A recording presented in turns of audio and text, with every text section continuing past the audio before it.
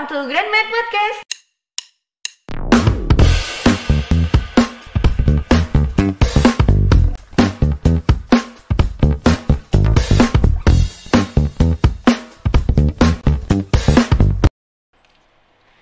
Selamat pagi dan salam sehat untuk kita semua. Wah, pagi yang agak mendung ini kita kembali lagi bersama saya Rati Evriska atau yang sering disapa dengan Ishika. Kali ini kita akan berbagi informasi seputar Rumah Sakit Grandmed yang pastinya sudah sering saya katakan kepada sahabat sehat semuanya. Tetap selalu pantengin apalagi informasi-informasi yang akan kita sajikan untuk sahabat sehat semuanya. Nah, kali ini kita mau berbagi informasi seputaran bagaimana pengelolaan masakan atau nutrisi untuk pasien kita di Rumah Sakit Grandmed ini. Nah, sahabat sehat, di sini saya sudah ditemani oleh salah satu chef yang sangat fenomenal dan sangat tampan. Wah, pokoknya itu sudah menjadi ciri khas saya ya untuk memuji narasumber atau siapa tamu yang hadir dengan saya saat ini. Oke, kita sapa aja langsung. Di sini ada Chef Ari Pranata. Halo Chef, apa kabar hari ini Chef? Kabar baik Mbak Rati. Terima kasih udah ngundang kita di sini. Saya juga nih ngerasa grogi ditanyai sama host cantik kayak gini nih. Wow, gini sama saya semua. Ada juga yang mengatakan saya cantik. Oke, Chef. Iya Kak. Bagaimana perasaannya Chef diundang hadir di podcast kita kali ini? Ya deg-degan sedikit, cuma udah lama nggak kayak gini juga. Dulu pernah ada kayak gini, tapi itu beda bidang. Misalnya kayak semacam cooking class gitu, ngajari mama-mama atau anak-anaknya sekolah yang sekolah-sekolah high class gitu kan semacam kayak gini juga, ada interview kayak gini. Ya intinya deg-degan lah Mbak. Tapi kita coba untuk nambah-nambah jam terbang ya Mbak ya. Oh iya, menambah pengalaman baru juga ya kan Chef. Sama kita Chef. Saya juga, tapi saya baru kali ini juga mewawancarai sosok Chef yang tidak asing lagi ya di mata ini khususnya wanita-wanita Rumah Sakit Grandmed yang sering tertipu sahabat sehat. Saya informasikan lagi untuk sahabat sehat semuanya, banyak dari kalangan anak muda di sini tertipu. Kenapa? Karena banyak yang berpikiran bahwa Chef ini belum menikah. Aduh, kalian dipromosikan ya. Bisa takutnya aja. Kan Chef nanti sudah ada tuh di kolom komentar apakah Chefnya sudah menikah. Jadi langsung aja saya ngasih tahu ke sahabat sehat semuanya. Siap Mbak. Oke, Chef. Iya, Jadi kehadiran Chef di sini, kita akan memberikan informasi buat masyarakat, buat sahabat sehat semuanya yang Baik. sudah setia untuk selalu melihat podcast dari Rumah Sakit Grandmed. Karena kita sudah janji nih untuk sahabat-sahabat semuanya, kalau kita akan selalu menampilkan informasi-informasi terbaru gitu, ya kan? Nah, mungkin kan masih banyak yang bertanya itu apakah rumah sakit yang masak itu siapa sih gitu kan? Makanya ini kita sekalian memperkenalkan Chef juga bagi masyarakat dan juga sahabat sehat semuanya. Iya. Oke Chef, jadi sebelum saya mau menanya ke ini lebih dalam lagi tentang gizi Rumah Sakit Grandmed, boleh Mbak. dong sekali-sekali nanya pribadinya. Oh boleh Mbak, boleh. Oke, Chef, sudah berapa lama Chef ini bekerja di Rumah Sakit Grandmed? Saya bekerja di sini di tahun 2017 bulan 6. 2017 bulan 6. Tepatnya di tanggal 9. Wah, hafal. Untuk jamnya ingat, Chef. Lengkap soalnya ya. Lengkap. Chef, apa pengalaman yang sampai sekarang itu berkesan gitu selama bekerja Rumah Sakit Grandmed? Pengalaman berkesannya sih banyak ya Mbak. Cuman salah satunya pengalaman saya dimasak di tempat saya bekerja lama dulu.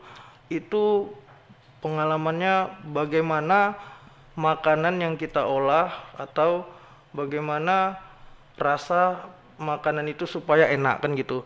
Nah di rumah sakit ini udah naik kelas, jadi kami atau saya masak sekarang bukan lagi untuk makanan enak, tapi bagaimana mengolah makanan supaya sehat. Nah gitu, jadi dari mulai suhunya semua segala macam itu, suhu untuk merebus sayur, ikan dan segala macam itu memang udah ada standarnya. Dah kembali ke pertanyaan tadi, apa yang paling berkesan? Nah itu menurut saya yang paling berkesan adalah saya bisa menyalurkan ilmu saya khususnya di bidang tata boga ini untuk pasien-pasien yang sedang sakit. Mudah-mudahan makanan yang saya olah di sini, yang saya pertanggungjawabkan di Rumah Sakit Grand Med ini bisa membawa kesembuhan dan kebaikan untuk pasien-pasien Grand Medistra atau pasien Grand Med. Oke, baik. Chef, masuk ke dunia tata boga mulai dari tahun berapa, Chef? Saya awal masuk ke tata boga, tamat sekolah saya 2009, itu udah langsung saya main di tata boga.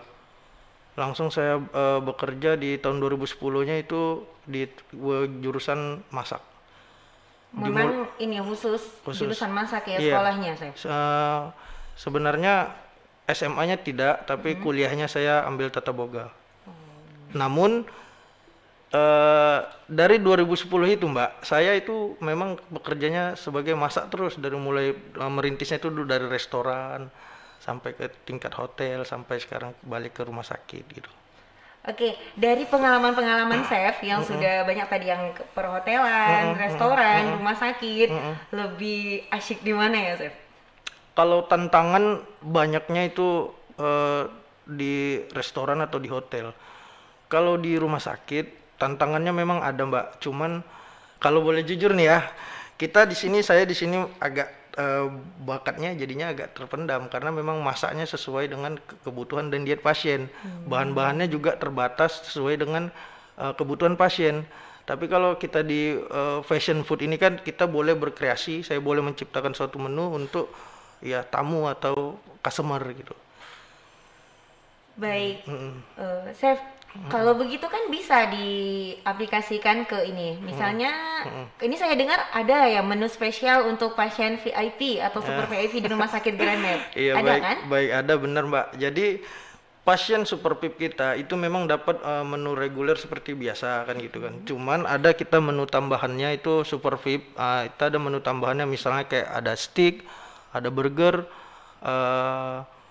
ada seafood juga ada gitu. Cuman kebanyakan sih untuk yang sekarang ini mungkin karena lidah Nusantara pasien kita, kebanyakan memang menu spesialnya kebanyakan kayak seperti ikan bakar, ayam bakar gitu-gitu Mbak. Apa tidak bisa Chef misalnya seperti yang Chef bilang tadi, karena di rumah sakit jadi bakat terpendam. Ya kenapa tidak bisa diaplikasikan, membuat kreasi untuk menu spesial pasien tersebut? Bisa, tapi bahannya itu terkadang kita harus banyak konsultasi sama ahli gizi Mbak. Karena mungkin kayak kita mau buat ini nih, mau buat spesial ini nih atau puding ini nih, tapi ada beberapa bahan, misalnya kita buatlah puding atau cake gitu ya Mbak ya. Di ahli gizi kan kita nggak bisa gunakan baking powder dan semacamnya gitu, jadi agak gimana gitu. Iya, tetap ini ya Chef, tetap menjaga bagaimana kebutuhan pasien, karena dia kan di sini sakit gitu. Iya benar Mbak, kesehatannya ya. benar Mbak. Oke, Chef, seputaran dengan gizi rumah sakit Grand Med kita, bagaimana dengan APD petugas atau jadwal kebersihan di instalasi gizi Chef?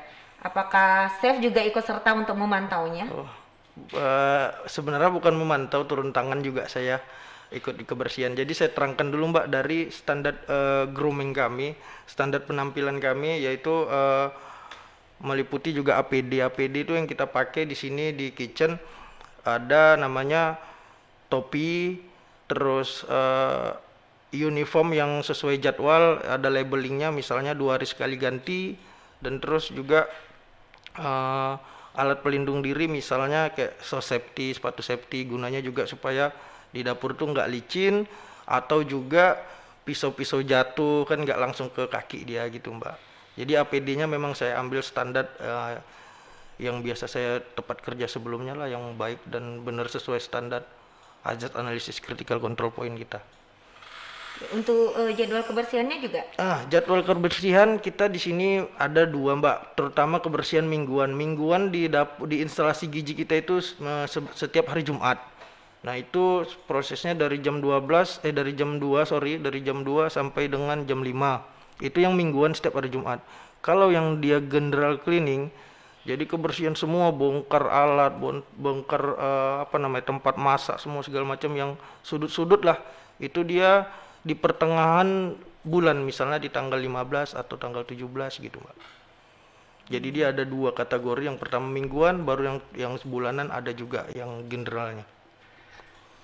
Baik, yang penting gizi itu memang harus tetap bersih ya, Wah, Chef ya. harus sekali, Mbak, karena instalasi gizi ini termaksud salah satu pernah ada datang dari tamu luar menjelaskan ke kita bahwasannya instalasi gizi ini termaksud jantungnya rumah sakit. Pastinya, Chef. Jadi kita memang harus benar-benar menjaga kualitas makanan dan kebersihannya. Oke, bagaimana cara Chef untuk menjaga kualitas makanan dan standar makanan supaya bisa lebih baik? Oke, untuk standar masak ada beberapa menu yang udah kita share ke tim pengolahan kan gitu. Jadi mudah-mudahan untuk makanan pasien kita terjaga standarnya. Hanya saja memang namanya pasien kan orang sakit, Mbak. Bisa saja nanti agak ya kita maklum lah kalau sedikit rewel kan gitu. Misalnya ikan yang harusnya kita olah dengan beberapa metode gitu kan, udah dengan standarnya pakai ini sampai ke mereka masih aja agak tetap bau, tapi kita merasa mereka itu ikannya agak amis, tapi kita paham sebenarnya yang penting kita udah melakukan sesuai standar aja kan gitu. Nah, kalau untuk menjaga apa namanya tadi bahan ya, Mbak ya. Yep. Bahan dan makanan, bahannya kita datangkan memang sesuai standar yang saya buat, misalnya dari alur kedatangannya dari belakang, dari receiving kan gitu kan, terus kita cuci, kita simpan di tempat yang kalau mau dimasak langsung di tempat pengolahan. Kalau dia yang untuk jenisnya prepare gitu atau persiapan, kita setelah kita cuci kita masukkan ke cool room gitu. Nah, penyimpanan cool roomnya juga saya buat standar juga sesuai dengan ilmu yang saya dapat di Tata Boga, misalnya standar suhunya, suhu chiller untuk penyimpanan sayur berapa, freezer juga berapa. Begitu juga untuk proses peracikannya saya buat juga sesuai dengan kebutuhan, misalnya cutting board nih ya, misalnya telenan itu kalau di dapur, kalau di kitchen lain warna, lain fungsinya, Mbak. Oh, mungkin Mbak banyak ini ya, banyak telenan ya, baru ini tahu saya. Kirain cuma makanya satu telenan atau beberapa telenan warnanya putih semua, ya ini bebas gitu. Enggak. Boleh dijelaskan, saya? Boleh, sedikit boleh. Jadi ada beberapa yang kita pakai di sini. Sebenarnya ada 7 kalau di kitchen internasional. Mungkin yang saya tahu aja ya, Mbak, yang kita pakai di sini. Kalau cutting board dia yang warna putih atau telenan yang warna putih biasanya dipakai untuk makanan ready to eat, makanan siap makan. Misalnya kayak roti, kita potongnya di cutting board yang warna putih gitu. Pokoknya makanan siap saji, siap makan dia warna putih. Nah, kalau untuk sayuran dia warna hijau. Kalau untuk seafood dia warna biru. Jadi kayak udang, cumi dia itu warna biru. Kalau merah dia itu daging, misalnya kayak beef atau ayam. Kalau kuning dia unggas, ayam, itik segala macamnya gitu, Pak. Nah, yang kita pakai di sini mungkin cuma 4 putih. Kalau ikan juga, ikan kita warna biru laut. Ikan kita warna biru cutting boardnya. Jadi kita sesuaikan semua standar dapur instalasi gizi atau rumah sakit Greenmed, kita sesuaikan semuanya pakai yang standar yang baik. Baik, saya baru tahu ini kalau misalnya telenan itu ada terbagi menjadi 7 macam. Iya, ya. ada. Berarti untuk sahabat saya semua di rumah kalau mau membuat seperti itu bisa kali ya, tapi cari warna yang berbeda. Enggak lah, itu kan untuk standar di rumah sakit ataupun di ini ya, sesuai dengan pengetahuan chef kita. Iya, gitu ada ya. juga dia, Mbak, yang coklat juga ada, itu biasanya dipakai untuk pastry atau snack ya, snack. Cuma kan kita Oke, Chef, apakah kita kan di rumah sakit Greenmed ini bukan hanya pasien ya, Chef ya, ada juga karyawan rumah sakit Greenmed gitu yang mendapatkan fasilitas makanan dari rumah sakit gitu, dan satu pintu ya, Chef, dengan gizi kita gitu. Iya, apakah ada perbedaan, Chef? Oh, jelas, Mbak, jelas. Kalau makanan karyawan kita, makanan staf kita itu kan dia cuma hanya 2 jenis, yaitu dia lauk, 3 jenis, lauk, terus sayur sama sup. Buahnya juga ada, kita ganti siklusnya sesuai hari gitu, Mbak. Nah, perbedaannya Mungkin kalau yang di karyawan atau proses masak staf ini agak lebih lapang lah, misalnya kayak cabai kan kita bisa main gitu. Kalau di pasien kan kita ada standarnya cabai yang berapa yang harus dipakai, terus nggak bisa pakai pedas-pedas kayak seperti cabai kecil misalnya kayak di pasien kan. Kalau di karyawan bedanya kita bisa buat kayak masak rumahan gitu, bisa lebih enak lah gitu. Tapi tetap mau karyawan ataupun pasien kita usahakan di sini nggak memakai penyedap, Mbak. Jadi memang begitu aturan mainnya di instansi gizi.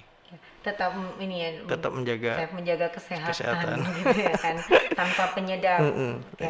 Chef, kan kalau di rumah sakit itu kadang kita juga dapat komplain tentang makanan dari pasien gitu kan. Bagaimana cara chef untuk menangani komplain pasien tentang makanan gitu? Jadi ya nggak di rumah sakit aja, di mana-mana pun kita pasti ada komplainan kan gitu, Mbak ya. Jadi komplainan ini pernah ada terjadi, misalnya ikannya masih berdarah gitu kan, atau dagingnya kurang matang. Nah, kami masak, yang saya instruksikan kepada tim saya, dari suhu api terus proses boilingnya gitu kan, Mbak, sudah sesuai standar. Misalnya ada pasien yang memang seperti itu, prosesnya kita datangi, terutama saya yang bertanggung jawab, saya datangi ke pasien, saya jelaskan bahwasannya ini udah kita masaknya beginilah Bu gitu. Kalau memang menurut Ibu masih bau, ya kita ganti karena kita juga ada sampel, Mbak. Jadi sampel ke pasien itu kita memang siapkan 1 kali 24 jam. Jadi kalau pasiennya bilang begini, kita ada sampelnya gitu yang kita simpan gitu. Tapi ada pengalaman saya selama kerja di rumah sakit ini. Boleh cerita sedikit nih, Mbak? Boleh sekali, Pak. Jadi ada kemarin kalau nggak salah warga negara Jerman waktu itu. Dia 2 orang. Jadi dia datang, dia sakit, terus dia panggil saya, mana dia melalui pegawai ya, melalui perawat mungkin, dia coba panggil head chef-nya katanya gitu kan. Nah, saya datang, ternyata dia memang bukan komplain soal rasa, tapi dia mau makanannya itu ya ke ala bule-bulean dia gitu. Misalnya roti, sedangkan itu kan nggak kita persiapkan di sini. Misalnya kan kayak roti segala macam gitu kan. Nah, jadi ya kita pun terkendala juga waktu itu, Mbak, karena dia itu kan orang warga negara Jerman.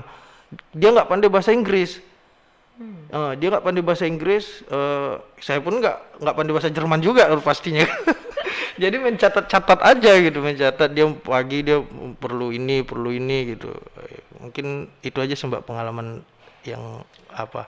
Berarti komplainan yang warga negara Jerman kemarin yang tidak mungkin diturutin lah ya, Chef ya, karena tidak sesuai ya. Tetap kita turuti, Mbak. Kita order waktu itu permintaan dia mau pagi itu roti taruh telur semacam kayak sandwich gitu kan. Tetap kita turuti, kita upayakan di sini gitu.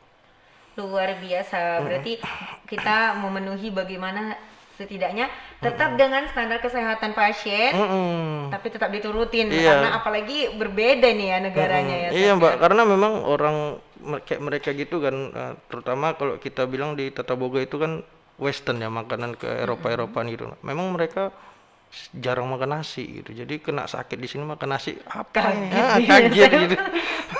Apa ini gitu ya. Tapi luar biasa Chef. Kita dapat memenuhi, setidaknya tetap memberikan yang terbaik walaupun pasien ini bukan dari negara Indonesia. Iya, baik, Mbak. Chef, dengar-dengarnya nih ya. Katanya Chef itu udah punya kafe sendiri ya? Kalau dibilang sendiri sih enggak, Mbak. Sejujurnya memang ada kerjasama sama teman. Nah, itu kami bergerak memang di bidang cafe and coffee shop. Di daerah mana itu? Saya nggak apa-apa, Chef. Sekalian ya kali aja kan, mana tahu. Kebetulan Chef hari ini hari Sabtu. Nah, di weekend nanti malam Minggu mungkin sahabat saya semuanya mau membawa pasangannya. Kedepannya nanti mungkin kita bakal bisa datang nih ke kafenya Chef. Boleh dikasih tahu Chef? Oke, Mbak, baik, terima kasih. Sebelumnya saya bilang juga untuk Mbak Rati dan timnya, kalau datang di sana nanti kita kasih diskon 50%. pengen segera datang nih. Iya. ayo nanti malam. Oke, siapalah yang mau ngajak aku jalan boleh. 50% diskon. Kita kasih diskon 50%. Di sana itu makanannya ada sejauh ini masih dua Western sama Nusantara. Westernnya pun nggak lengkap, saya baru mulai, mungkin kayak spaghetti, steak gitu-gitu ada gitu kan. Atau mau coba. Kalau tempatnya di Jalan Gatot Subroto kilometer 9,5, tepatnya di Komplek Asrama Abdul Hamid. Oke, Jalan Gatot Subroto kilometer 9,5, Komplek Asrama Abdul Hamid. Asrama Abdul Hamid, catet sahabat saya semuanya. Datengin, kunjungin. Nanti bisa langsung di calling Chef. Itu pasti ketemu Chef di sana? Pasti Mbak, pasti. Ketemu, Tapi ya? ketemu bisanya saya malam karena habis dinas dari sini saya jaga di sana. Gitu. Untuk jadwal buka kafenya jam berapa Chef? Dari pagi, cuman kalau pagi buka ya nggak saya yang handle makanannya, ada ini ya? Tim lah.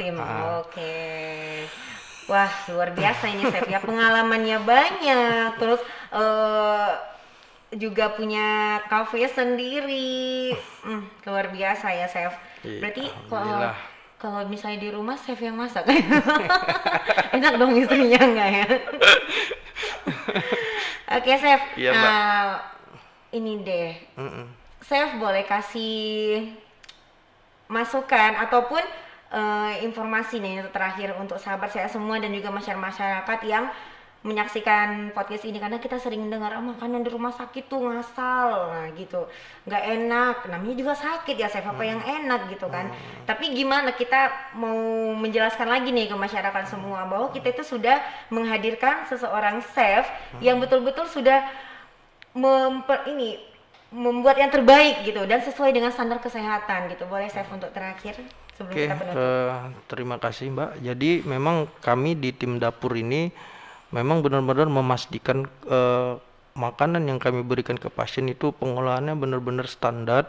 Artinya memang mengolah sayurnya juga tidak overcook, proses pencuciannya juga memang melalui beberapa proses, yaitu entah yang terakhir di air panas gitu. Jadi kita upayakan di dalam dapur ini memang memberikan atau mengolah makanan sesuai dengan kebutuhan pasien dan membuat pasien ini mudah-mudahan ke depan dengan memakan dari dapur bisa membantu untuk proses kesembuhannya yang dibarengi dengan obat yang telah diberikan oleh dokter gitu Mbak.